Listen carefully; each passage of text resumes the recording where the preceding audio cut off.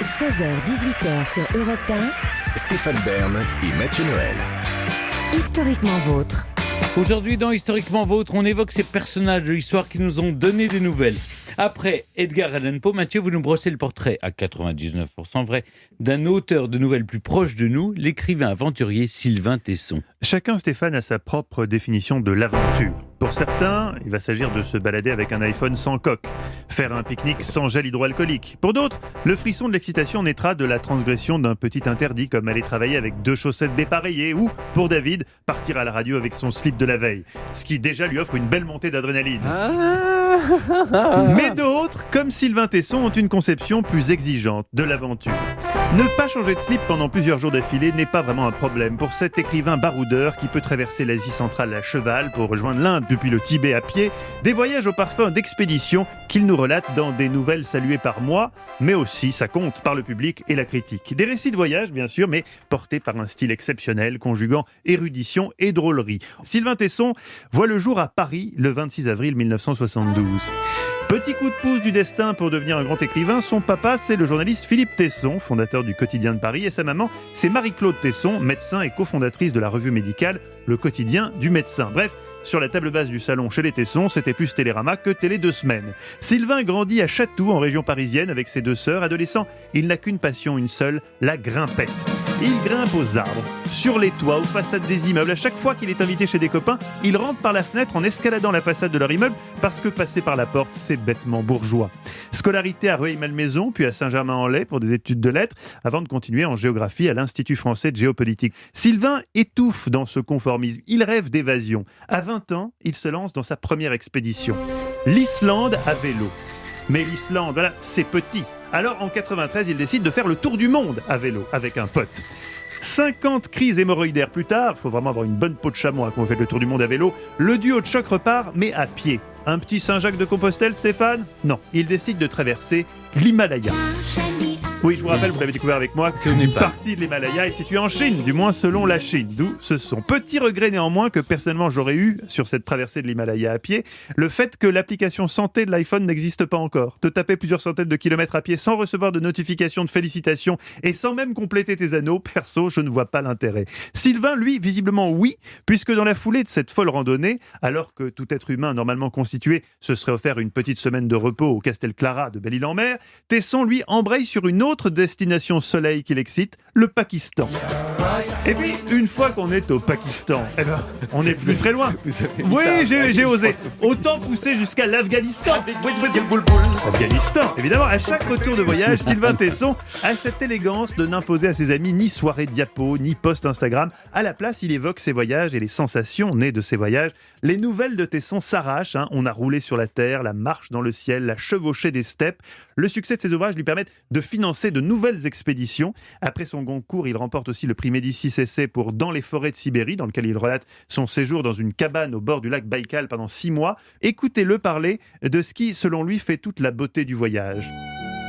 L'affût vous mène à une forme de modestie. Vous pensiez que la nature vous était donnée et elle recèle des chatoiements dont vous n'aviez pas idée. La patience est la vertu de l'affût. On s'installe dans la géographie au lieu de la parcourir. J'ai été amené à repenser mon usage du monde. Oui, je suis comme vous, j'ai pas tout compris, mais en gros, il aime la nature, quoi, le gars. Mais attention, si Sylvain Tesson est un grand voyageur audacieux, c'est aussi un dangereux stégophile. Quelle horreur. Non, dit comme ça, on a l'impression qu'il s'agit d'un truc sale et qu'il faut à tout prix l'éloigner des enfants. Non, Stéphane. Être stégophile, dangereux, enfin. c'est avoir la manie de monter sur les toits. Notre-Dame de Paris, la cathédrale de Reims, la Tour Eiffel ont longtemps été les terrains de jeu de Sylvain Tesson. Pour moi, les façades des immeubles étaient des parois, les rues des vallées, les toitures des plateaux et les aiguilles des églises des pics. Je finissais par voir les villes comme un massif. Il y avait une distorsion du regard. Ça fait une bonne vingtaine d'années que j'aurais dû m'écraser. Il y a une espèce de démon qui s'est épanoui en moi. C'est une escalade totalement adolescente, peu recommandable, plus proche de la roulette russe que de l'alpinisme. Ça me plaisait beaucoup de vivre tout le temps sur ce fil, jusqu'au jour où ça s'est mal terminé. Et oui Stéphane, car à force de jouer à la roulette russe, ce qui devait arriver arriva. Août 2014, Sylvain Tesson tente d'escalader à Chamonix la maison d'un ami. Plutôt que de rejoindre ses potes qui étaient tranquillement en train de s'envoyer un mont d'or à l'intérieur, une mauvaise prise le fait basculer, la gouttière lâche, patatras. Circonstance aggravante, il expliquera quelques temps plus tard qu'il était au moment de la chute complètement rôti. La gueule de bois sera sévère, traumatisme crânien, un corps en miettes, de multiples fractures. Tesson est placé en coma artificiel.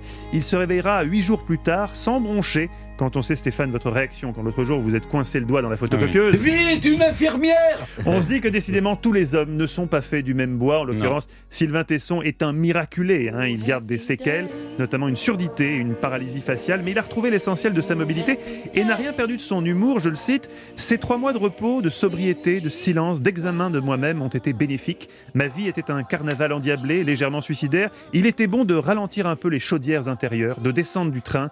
Je conserve une paralysie de la face qui me donne un air de lieutenant prussien de 1870. Sacré Sylvain, toujours le mot pour rire. Même sa perte d'audition, il prend ça avec philosophie. Étant partisan du silence, que René Char appelait l'étui de la vérité, je ne m'en plains pas. En 2015, assez pantouflé, Stéphane Sylvain reprend la route pour un périple simple que je conseille à tout le monde, surtout les familles nombreuses, relier Paris à Moscou en sidecar russe sur les traces de la retraite des soldats napoléoniens. Ah oui, à l'hiver bien sûr, sinon c'est pas drôle l'été. Plus récemment, en 2019, on citera un autre très beau roman, La Panthère des Neiges, vous l'avez compris. Je suis fan de Sylvain Tesson, un écrivain qui aura su tracer son propre chemin, s'affranchir aussi des conseils pas toujours judicieux des éditeurs à ses débuts. Une histoire avec des nazis, même fausse, c'est mieux qu'une histoire sans nazis, même vraie. Pas de nazis dans les histoires de Sylvain Tesson. Ce que j'aime beaucoup cette petite phrase, je vous la donne. Elle résonne avec notre débat actuellement. La France est un paradis peuplé de gens qui se croient en enfer. Je vous laisse y réfléchir. C'est tellement vrai. Dernier petit fun fact, de par ses écrits sur la mer, Sylvain Tesson est membre de l'association des écrivains de la marine, ce qui lui donne automatiquement le grade de capitaine de frégate. Résultat, il a l'autorisation de monter à bord des bateaux de la Royale. Je vois Stéphane, votre œil qui scintille à cette annonce. D'ailleurs, vous ne le dites pas par pudeur, mais vous préparez vous-même une expédition très audacieuse. C'est comme si une bonne fée s'était penchée sur le berceau de cette croisière merveille de l'histoire et nous avait écoutés.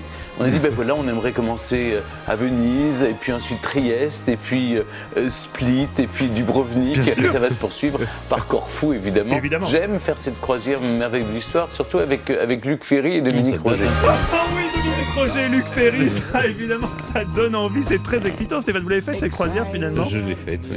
Et c'était aventuré. Magnifique. Est-ce que vous avez pris des risques? Non, il n'y avait aucun risque. Il n'y avait aucun risque, c'était pas un voyage à la Sylvain Tesson. Mais en tout cas, merci Mathieu, c'était un joli portrait de Sylvain Tesson. Europe 1, historiquement vôtre.